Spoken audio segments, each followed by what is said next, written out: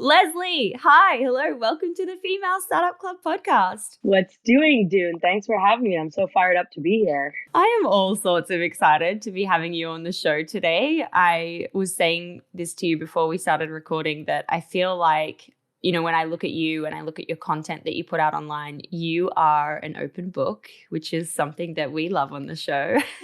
So I'm super excited. Same. I mean, our whole concept at Midday Squares is to really be as transparent as possible. Obviously, we're still a company, still a brand, but overall, it's transparency is the highlight of our content and our marketing. We could get into that a little later. Yeah, and I think it's really important. It's something that I'm also choosing to do with my non-alc wine company is like to build in public and take people behind the scenes on the stuff that typically might be a little like blurred out and like not overly shared, especially when it comes to things like money and, just the shit that you go through. Like, I think it's really important to build in public, especially as women. We see a lot of guys doing it, but on the female front, I think we see less.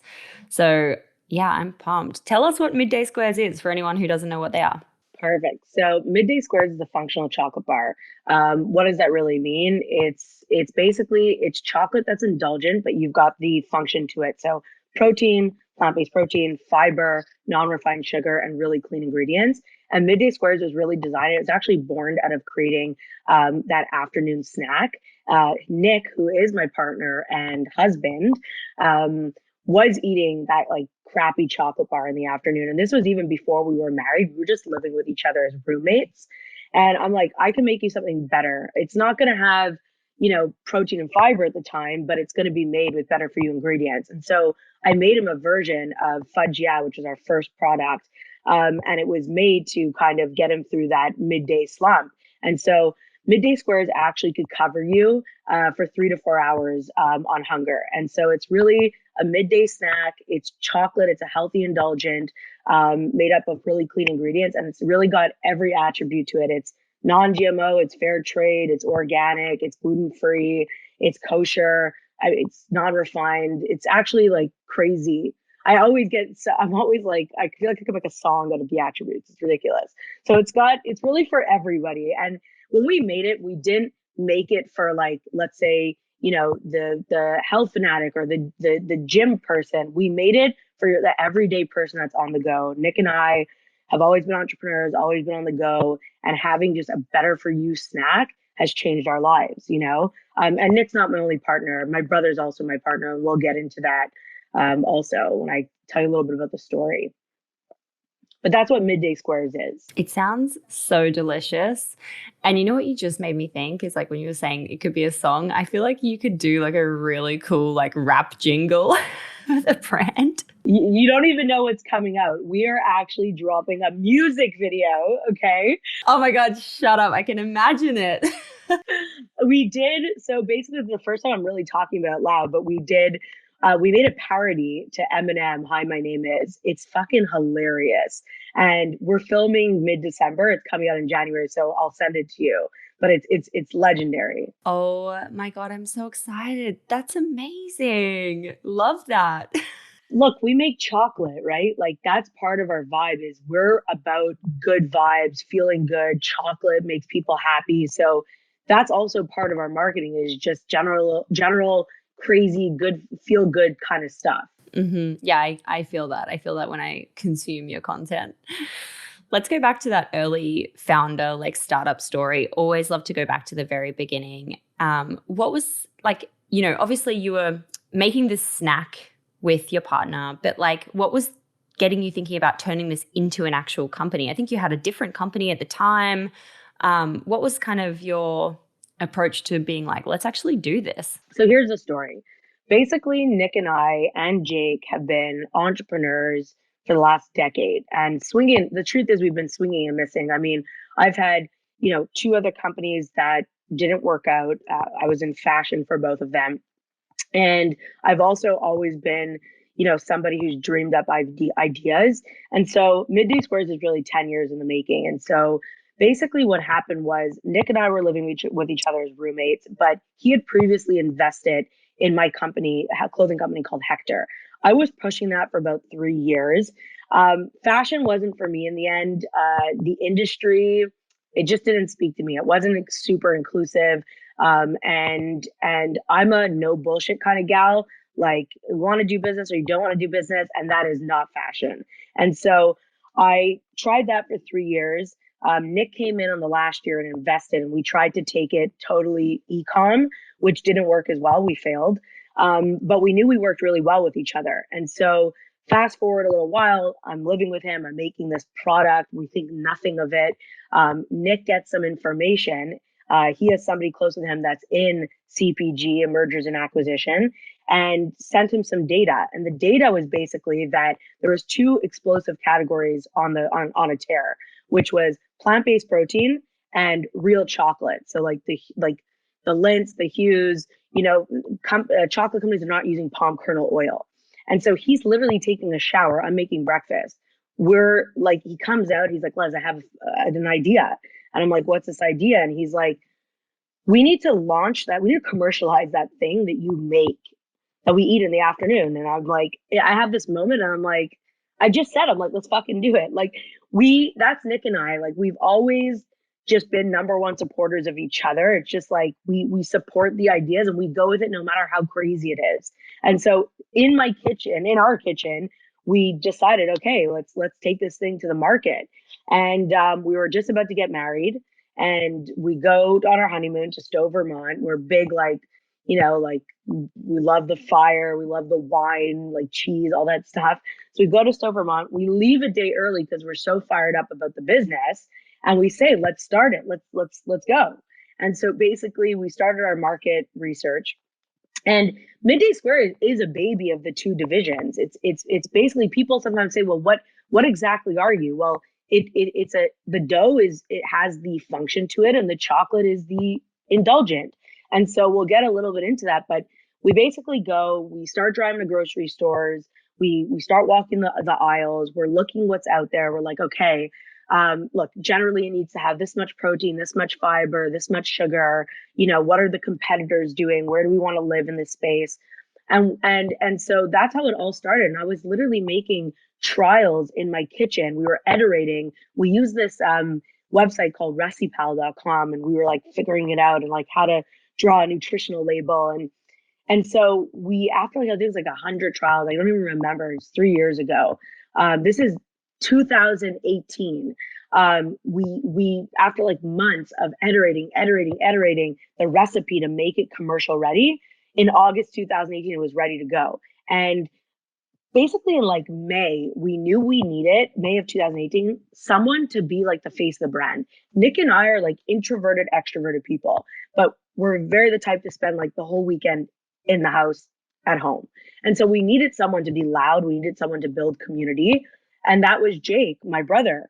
And at the time he was doing something else, and we convinced him to leave what he was doing. And he was at the beginning, he really didn't believe in what we were pushing. He's like, you're going to launch a chocolate bar. He's like, that is the most saturated market. Like, how are you going to even, succeed in this market? And we're like, no, we believe we're going to have product market fit. There's a white space for what we're doing. And so we convinced him. It took us like 3 months to convince him. He finally comes on. We're ready to go. August 15, 2018, we launched the brand, and we haven't looked back since. And it's been one hell of a journey of ups and downs. And the business for a good amount of time walked us. We're only now starting to get control, of the infrastructure, the business, and all of that. So that's our founding story. And a lot of people say, well, why are you guys partners? Jake, Nick, and I are not partners because we're family. We're partners because we each attribute very different things to the partnership, and we're the right people to get this done. So that's also very important, because a lot of people partner up with their family members or their friends because it's easy, or they think it's simple. It is the hardest thing to be in business or partnered with your family, let me tell you.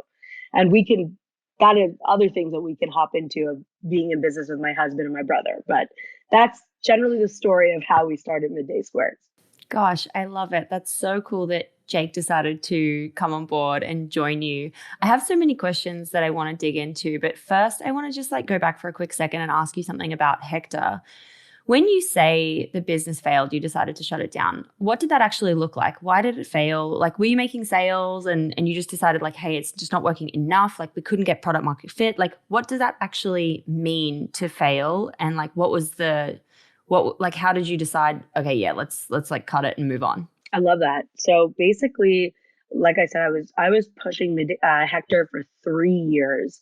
I even at one point, Lady Gaga was wearing my clothes, and so you think you're going to have this traction, right? Like this big celebrity. It's not paid. But no, it didn't happen, right? And so the company number one needed an extreme amount of capital injected into it, and I think by the time that it needed capital injected into it, I lost what I loved about it. That was the first thing. Second thing, I didn't design clothes for myself. I am 5'3". Some will say I'm 5'1", but I'm 5'3". Okay. And curvy. I was designing clothes for the 6-foot models. So I couldn't even wear my own clothes. That's a problem right there. And that's one of the biggest learnings that I had going into Midday Squares is I ate Midday Squares. I was a consumer of my product. And so with Hector, I wasn't a consumer of my product. So if I'm not a consumer, maybe there's not going to be another consumer. Maybe there is. I actually didn't make any real sale. I had a lot of people, like friends and family, that purchased at points, but I never made a sale to an unknown, like to a person I did not know. And the other thing is, I didn't utilize my community. So my products were within the 1% of price point. So it was very, very high price, high end fashion. And my community couldn't afford to support me. When we launched Midday Squares, it was easy for people to buy a $3, $3.99 product, right? It's easy for people to support you, which can help create virality.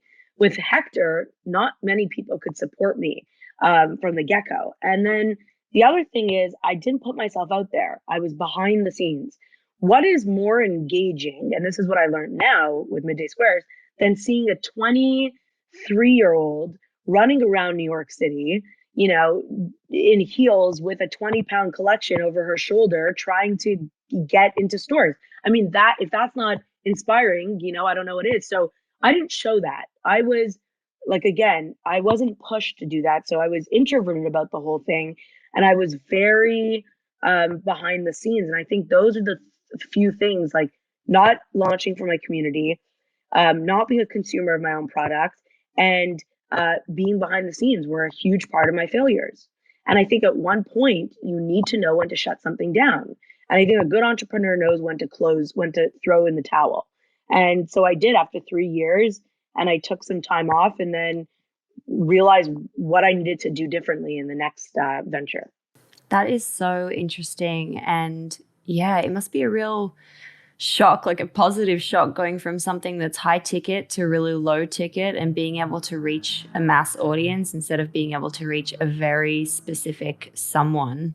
So let's get into that like early launch of Midday Squares, like how you were gearing up to, press go live on your website in the first couple of days and all that kind of thing. And what was the response? Like what happened in that early period? So we did something a little different when we launched Midday Squares. So when Jake came on, part of his agreement to join the company was that we were going to put ourselves out there and we were going to show everything, the good, the bad, and everything in between. So for me, that I was very uncomfortable with that idea, but we did it anyways. And so we started showing the getting everything ready for launch. We started building that hype, and each one of us had small communities. Maybe I had 1,000 followers. Nick had under 1,000, Jake 1,000. So we had, if you add that together, it's still almost 3,000 people. I love that, by the way. It's like, hey, it's 1,000, but that's still 1,000. Like you don't need to have 50,000. You can just have 1,000. You can have 500. That's still 500 people. There you go. And those people have microphones, and so it's how do you get those people to use their microphones, right? So what did we do? We basically launched a really shitty website. Again, we didn't care about it being perfect. It was so shit we launched this website and we did this sample program where we knew we were going to lose tremendous amount of money. So we basically, for 50 cents, you could get a full bar of Midday Squares one time.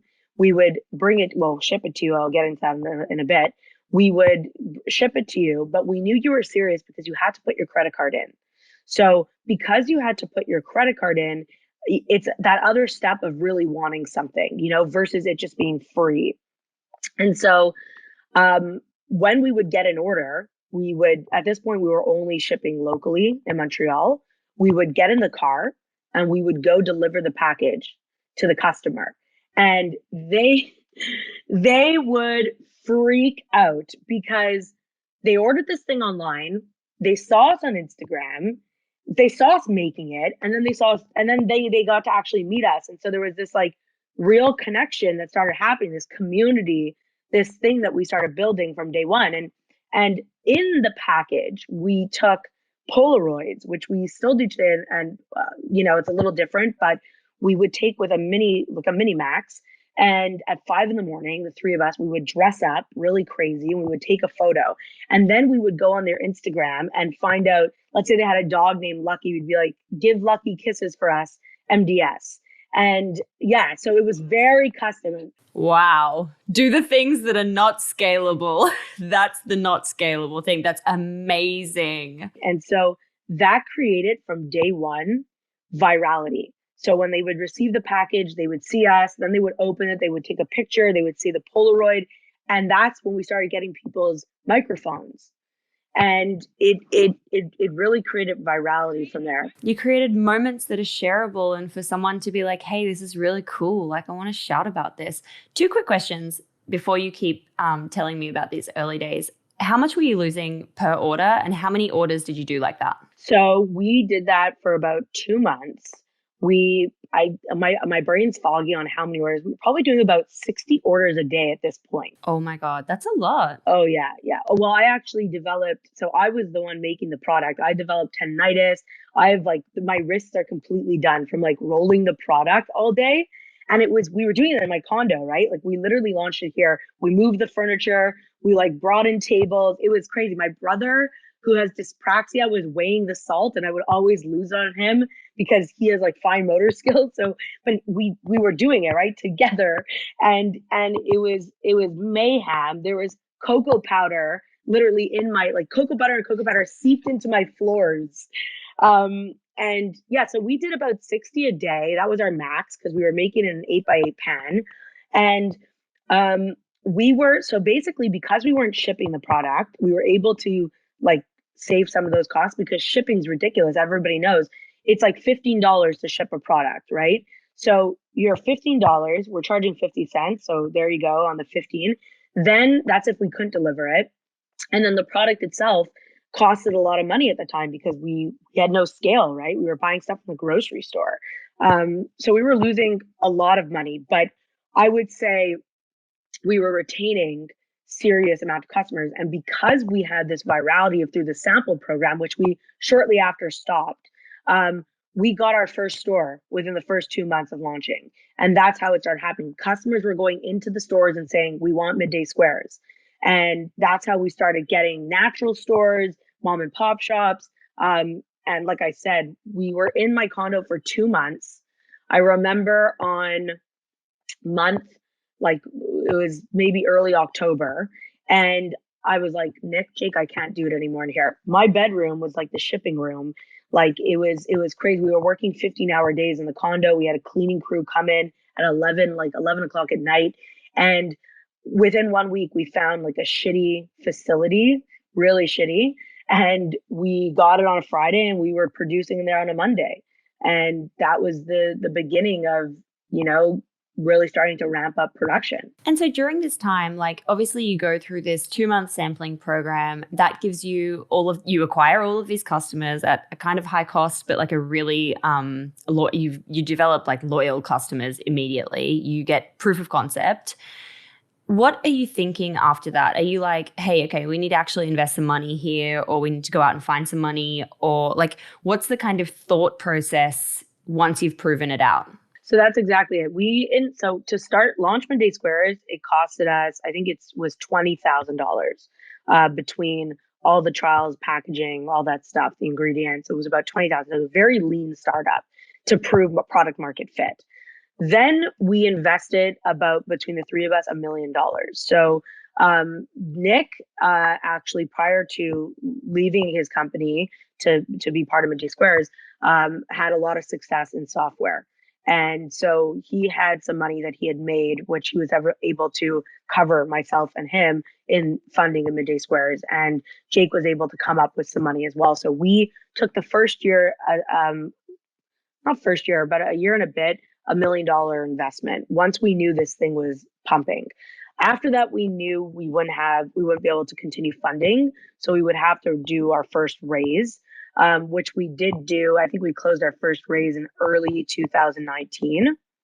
Actually, no, I would say September probably of 2019, our first raise.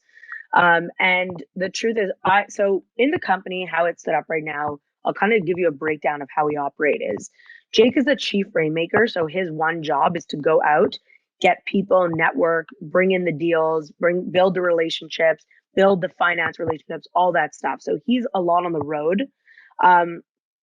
Nick and I are co-CEOs.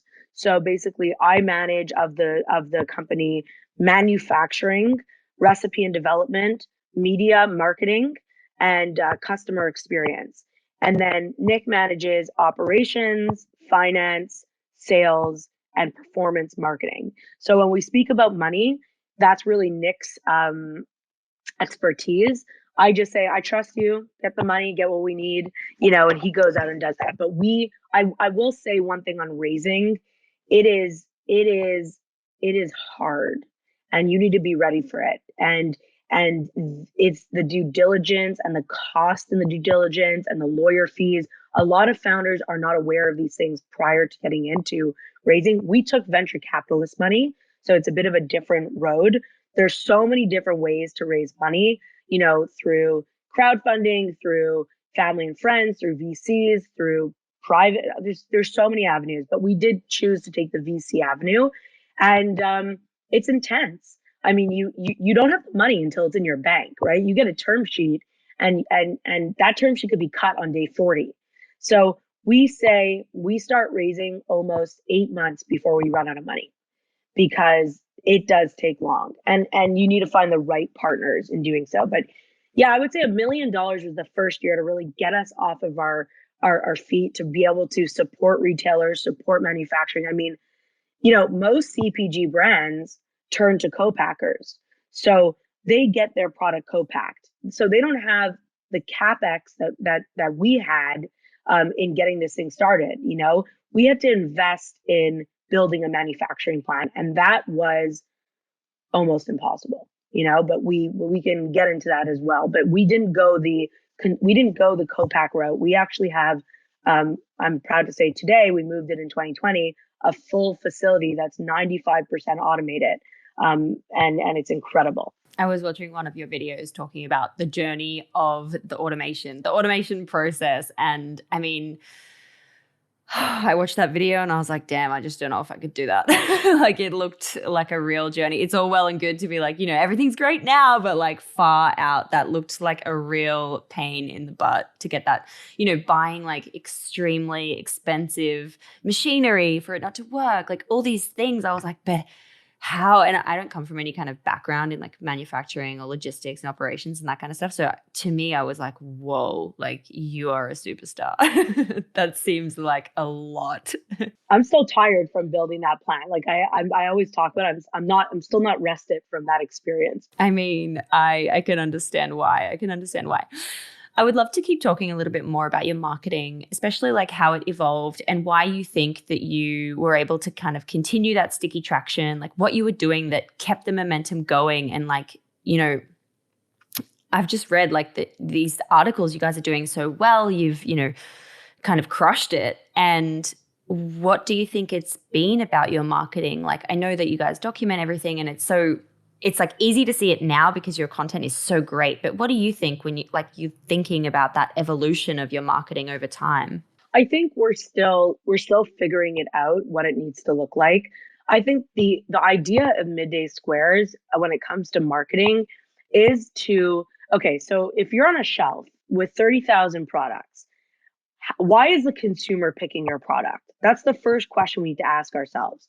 So, for us, our whole concept is well, if we build relatability and we connect with our consumer or our crew love, um, and they feel like they're buying a product from their friend, their neighbor, their brother, Jake, Nick, or Les, someone else in the company, that changes their whole experience because there's this relatability factor that most other brands don't have, right? If you look at, I'll just take Hershey's, for example.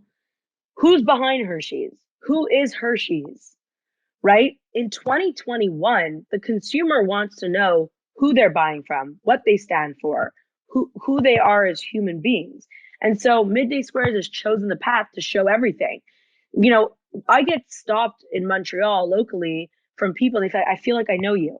When I hear that, I feel fired up because I'm like, that's the goal. The goal is that you feel like you know Les. When I'm in bed looking like shit, I'm not wearing makeup, I'm not doing anything, I'm on the gram talking, the customer feels related to me. I'm not this fancy person. I'm not this unattainable person. I'm just Les out there trying to pursue this chocolate bar company, and it becomes very relatable. It becomes very people feel very connected. And then the idea is with Midday Squares is to encourage people to be bold and to do bold things, whatever bold means to them. And that's what we show through our stories is we have ups and downs, we have serious hardships, but that doesn't stop us, you know. And so life is not easy, right? And whatever that means for everybody, everybody's different in what that means. Some people, you know, like everybody struggles, everybody's suffering in different ways. And so we got to continue to be bold, we got to continue to push forward. And I think that's what we're trying to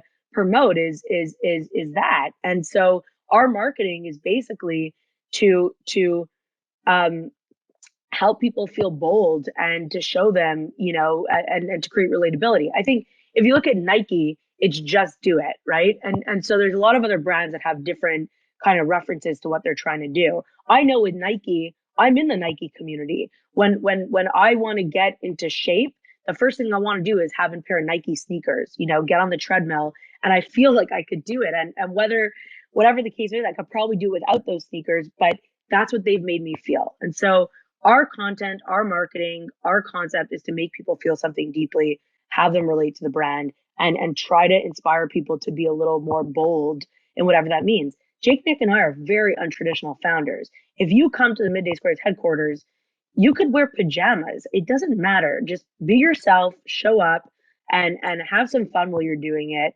And that's basically what our vibe is. The evolution of our marketing, you know, I think we need to continue. I think Midday Squares is ahead of the curve on storytelling, and I don't just say that because I'm in Midday Squares. It's because where's content going? Like Instagram, you know, I'm less entertained in Instagram these days. The content's not strong. It's repetitive. Everyone's kind of pushing the same story. Where is it going? Right? It's a big question mark for me.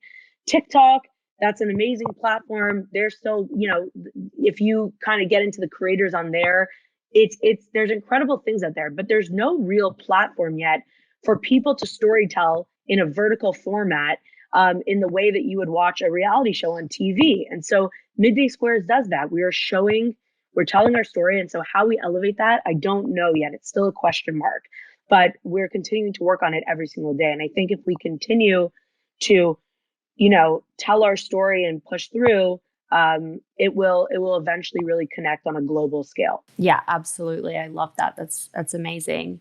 I'm wondering, I don't know if you're able to share this, but I'm wondering, like, for you, how does this marketing approach actually translate into sales? Like, are you able to share like how you performed in year one or year two or anything like that? So our first year, we set out a goal to do $250,000 in revenue, and we did 1 million.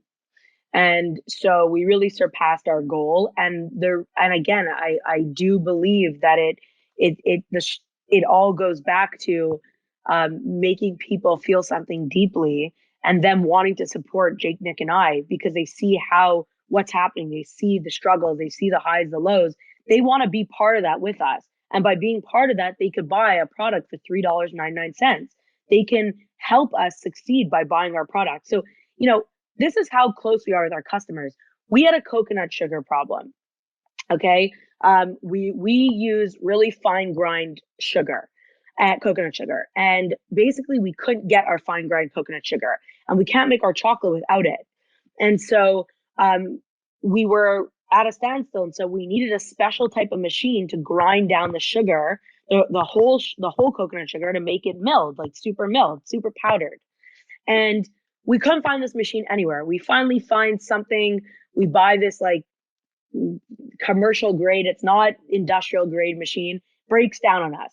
We reach out to our followers. We tell them, guys, we can't ship product. We're in need, all this. Within 24 hours, we had a customer that was able to get a machine shipped to us, like for no cost. Yeah, to help us solve the problem. That's what I'm saying. This is the crazy part of the whole thing is the customers, because we're so transparent with them, they're with us on the journey. If we ask for help, they help us. They're understanding, they're empathetic. And I think that's incredible. Now, look, as we go on and we continue, we don't know where it's going to go. Not everyone's going to like us, right? Not everyone's going to like what we stand for or how we do business or what we show. Sometimes we get messages is this is something you should keep behind the scenes.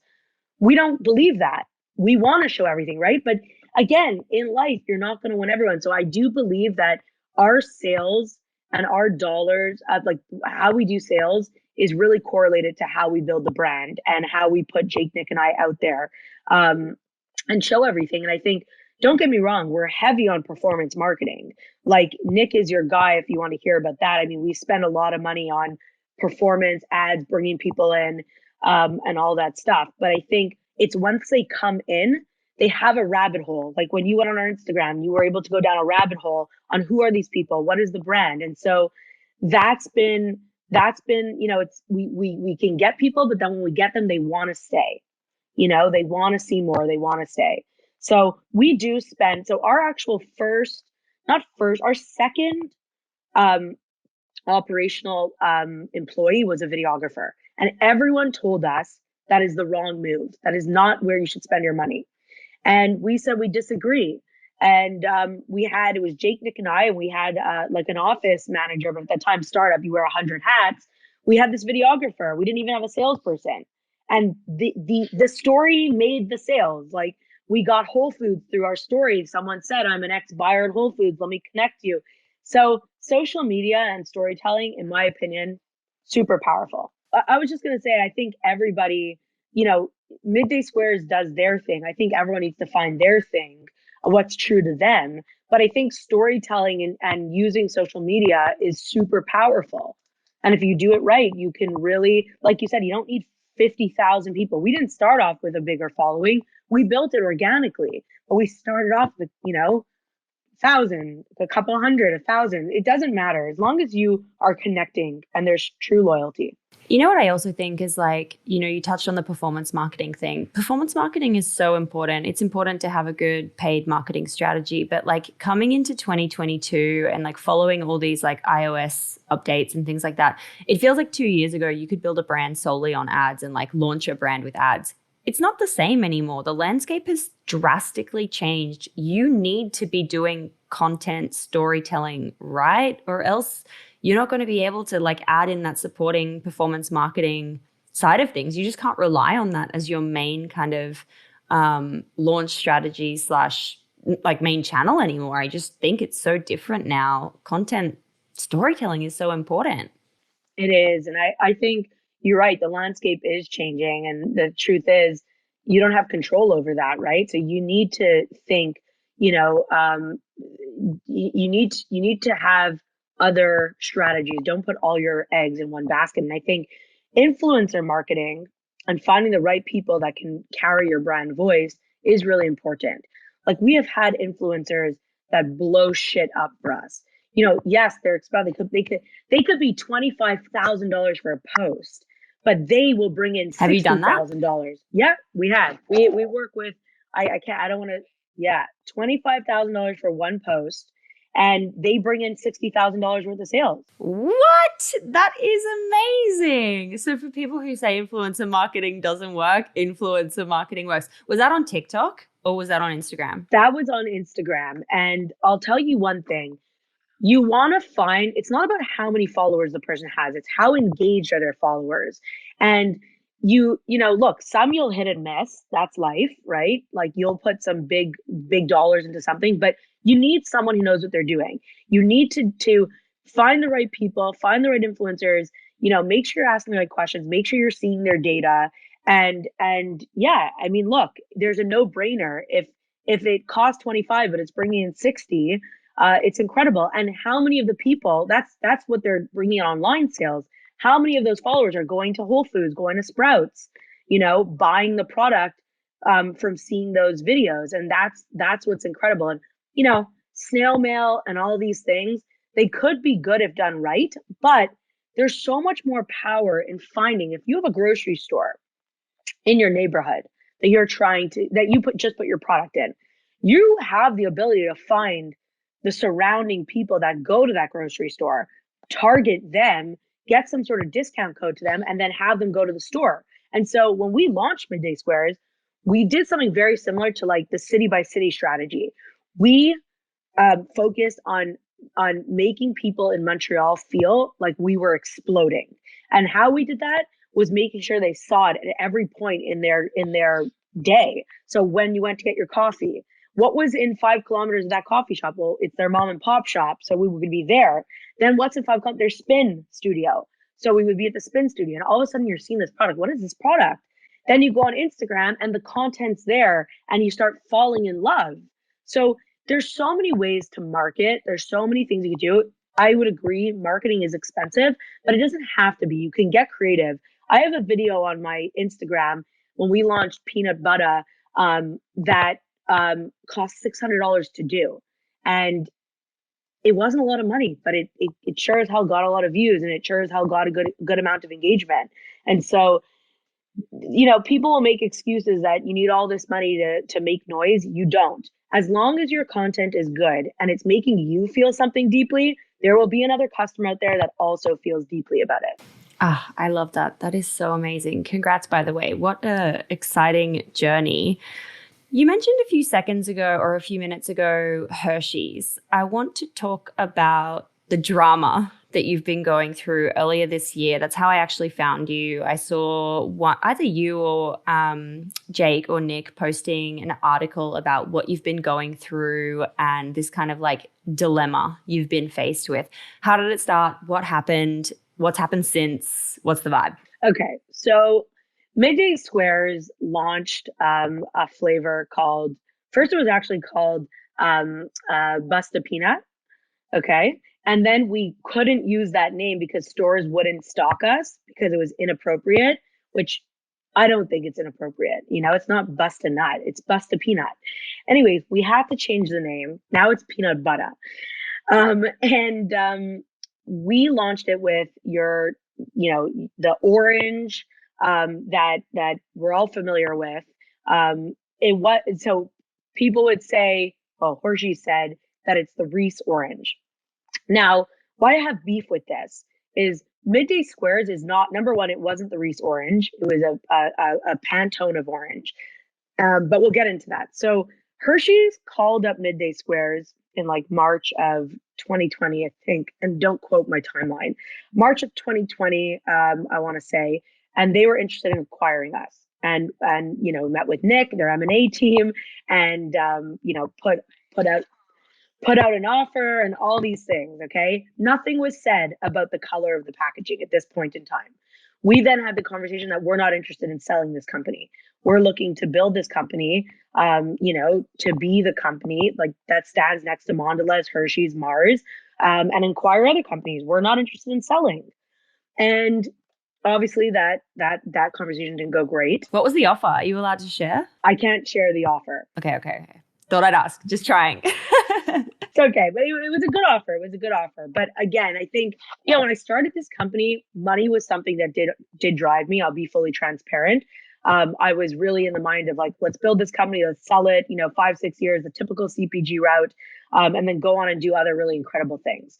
And then my love for it, like, just changed. Like the customer, the putting out better for you snacks. There's such shitty snacks on the market that, like, we're actually making a difference. And what's so fucked is a lot of people eat our product, cancer patients, diabetics.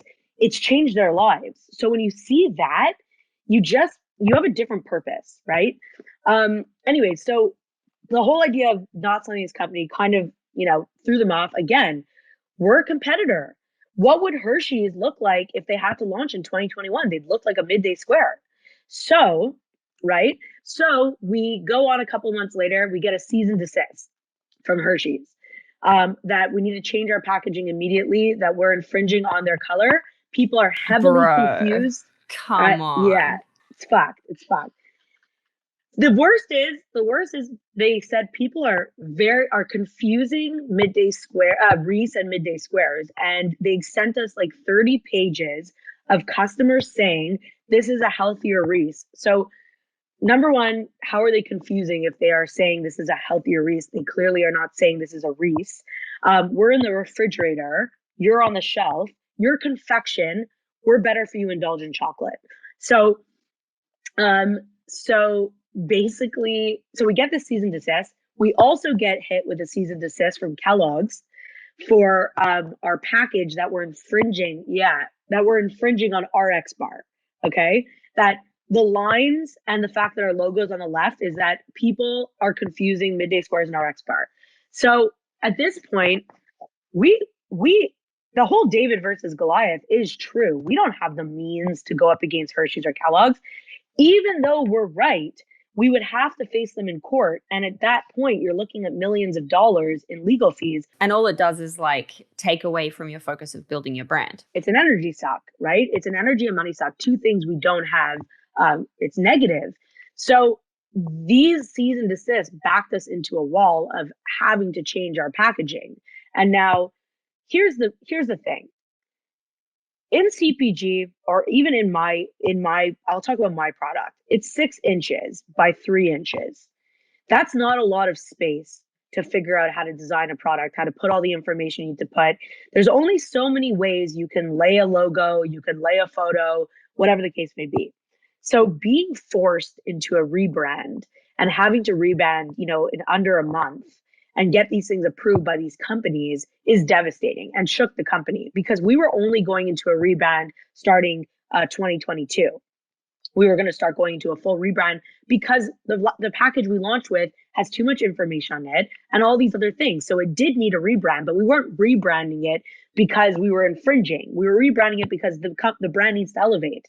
And so we were forced into this rebrand, which was really shitty. And what bothers me is, these companies are super entitled. There's 11 basic colors out there. And in a basic color, you have hundreds of tones of that color. Hershey's wants to own the whole color of orange, which then there's only 10 basic colors.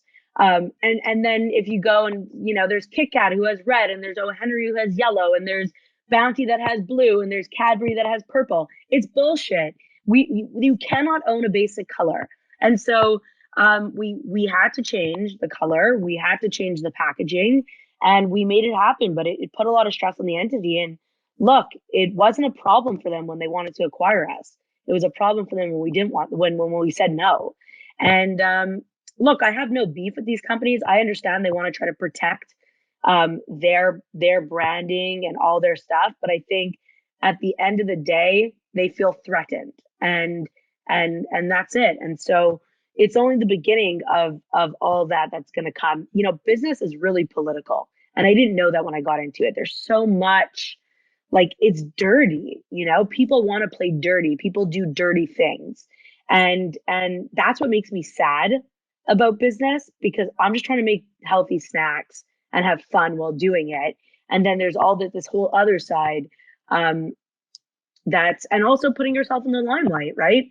Putting yourself out there opens you up as a target for people that are miserable, and so there's there's a lot of things that I didn't expect going on this journey. But that's the story with Hershey's and Kellogg's. Everything's settled now. What does that mean? Everything's settled, as in like it went well, the packaging was accepted, or was there like some kind of settlement where you had to come to an agreement? No, the packaging was accepted, and we moved on from that, and that was it. Do you think it worked in your favor? Like, because you were able to tell this story and because you were able to be like, hey, we're actually not going to fight this. We're going to fucking change it and we're going to do it in 30 days and we're going to document it. Do you think that like made people, like from my perspective, it would have just made your customers love you even more for being transparent and be like, what the hell? Like, why is the big guy taking on the little guy? That's exactly what it did. I mean, at the end, our approach, we didn't go out and bad talk or, try to turn into this whole press. We just documented what we need to do to change, to show people that sometimes you need to do things that you don't want to do. But like you said at the beginning of this conversation, the beginning of this topic, is the money and the energy suck is just not worth it. And so sometimes in life, you need to make hard decisions. Leading with ego in a business is always detrimental, even though it hurts the ego and you want to fight. It's not always the right move. There's a time and place for everything. And customers, they were right there with us. They were fired up. They were really fired up. Wow, gosh, what a crazy journey. I feel like regardless of the situation, it just still must have been quite mentally draining. And, obviously you didn't go out there and fight, but you still had to like do this and you had to do it in a quick turnaround and you had to like, climb the mountain. Well, one of my employees left after it, I mean, she was completely burnt out.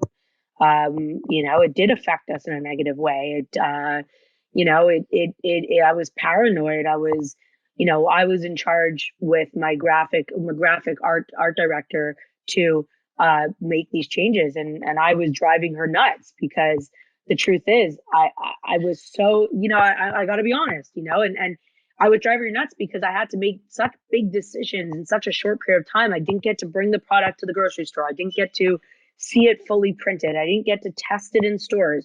And so you're going through this whole thing of trying to make sure it has all the information, speak to the customer, still be the brand, still feel like the brand. And I think we changed. I think I changed the packaging 100 times in a month because I mean, if you watch the video and whoever's listening, watch the video, you'll see at one point the brand all of a sudden looked like Unreal bars, and then we're like, oh, now we're infringing on Unreal, and that we spent time working on that package. So in the end, it burnt me out. It burnt one of my team members out, and we got it done, but it still wreaked havoc on the entity. Yeah, absolutely. Jesus, gosh. With all this in mind, over the past few years, your major highs and some pretty low lows, what is your most important piece of advice for entrepreneurs coming into 2022 who are in that CPG space? I think the most important thing is be you, find out what that is, and find out how you're going to stand out on that shelf. I think three really important things: product market fit, strong brand presence, and storytelling. I think those are three things to win in today's market. I think storytelling always has been a way to win. I mean, if you look at, Pixar and all these other companies that have just nailed storytelling, I mean, it's powerful. And so I would say those are the three things. If before you launch, figure out if you have product market fit, and have a strong brand to follow up with that product, and have some sort of good storytelling. Love it. At the end of every episode, I wrap up with a series of 6 quick questions. Do you have time? I'm going to be conscious of your time here. Let's do it. Okay. Question number 1 is, what's your why? Why are you doing what you're doing? I really want to help push people to be more bolder in life. I think a lot of us shy away, and bold could be anything. Bold could be starting a chocolate bar company. Bold could be, going and finishing your studies. Bold could be having a hard conversation. Just push people to be more bold. That's amazing. Question number 2, what has been the number 1 marketing moment that's made the business pop? I would say our sample program with the Polaroid. That was huge. Yeah. And just a quick side note, I watched the video of your mom signing all the Polaroids. Shout out to your mom That's the coolest thing ever. Like I got like really emotional watching that. And for everyone listening, they gave Leslie's mum, shares in the business, and I was just like all fuzzy inside. So my mom, it is true. So she owns shares in the company. She still doesn't get paid, and she does like 600 Polaroids, handwritten Polaroids a night till this day. If you order a package from us, you'll get a message from her. It's incredible. Oh, stop it. That's the cutest thing I've ever heard. I love that. She's the best. She's their number one fan. Yeah. Wow. Really a family business these days. Question number 3 is, where do you hang out to get smarter? What are you reading or listening to or subscribing to? So I go to therapy. I have a business coach and we work really hard. So for me, some of the things that I know I need to work on to be a great CEO is learn how to really communicate, learn how to have serious empathy, and and yeah, so communication, empathy, and just how to have really hard conversations. So I go to therapy to become a better, smarter person. I love that. Cool. Question number 4 is, how do you win the day? What are your AM or PM rituals and habits that keep you feeling happy and successful and motivated? So the truth is, over the last 3 years, I've completely let myself go in terms of doing me and helping myself out. So it's been getting better, but a lot of my day is like, okay, get up and go. But I actually smoke weed at night because weed really helps me like unwind. I smoke like a really low balanced weed. And I love it because it lets me really be creative, gives me a couple of extra hours, and it really helps me tone down. So I've become a big lover of weed over the last little bit. Time for creative thinking. I love that. I've had a few women on the show mention that that's how they like end their evening. It's everything because in my day, half my job is to be really creative, half my job is to be operational, and I'm a creative at heart. And so turning going context switching from operational to creative is very, very hard. And it's not like you could just tell someone, be creative now, come up with ideas, come up with campaigns now. You're in like an office with white walls. So the weed allows me to like settle the stress of the operations, of the manufacturing and all these things, supply chain, and just kind of let my head go and be creative and think up these wild ideas like putting together a music video and all these other things. So yeah, weed has really helped me like get through this journey. Love it. Question number 5. This is not a lot of money, but it's to show what the most important spend of $1 is. If you were given $1,000 of no strings attached grant money, where would you put that in the business? That's a hard question. I think if I was just starting and I had $1,000, I would put it into making a video. That's what I would do because I think strong storytelling, again, I'll go back to that. It's just, you don't know who's going to see it or what it can create or what's that ripple effect. Yeah, 100%. So true. Last question. Question number 6. How do you deal with failure? What's your mindset and approach when things don't go to plan? So I think at the end of the day, mindset is everything on this journey. There's nothing wrong with failing. I have failed so many times in my life. You got to block out the noise. So failure is not so bad when you're not worried of what everyone else is going to think or the outcome. I still struggle from that from time to time, like, of those thought processes. But I think overall, when I fail at something, it's like, what are the 5 whys? Why didn't this work out? Why did this fail? Why did this happen?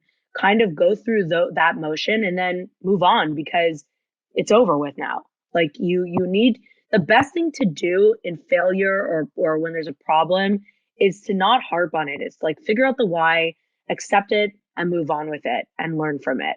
That's simple and leave it in the past. I love these 5 whys notion. Yeah, Toyota. They're actually a lot harder than you think. Yeah, I bet. I'm sure. Oh, when I asked my team to do it, creating 5 whys is so hard. You get to the first, you get to the second, but third, fourth, fifth, you really have to dig deep. So yeah, no, this was awesome. I love this. This was amazing. Thank you so much for coming on the show and sharing all the things. You are such a badass. And I'm just excited to watch your journey from here and see you dominate this industry. I love it. Thank you so much. Thank you, Doone. This was awesome. And you're also a badass. I love the questions. I love this podcast. This is awesome. Thank you so much for having me.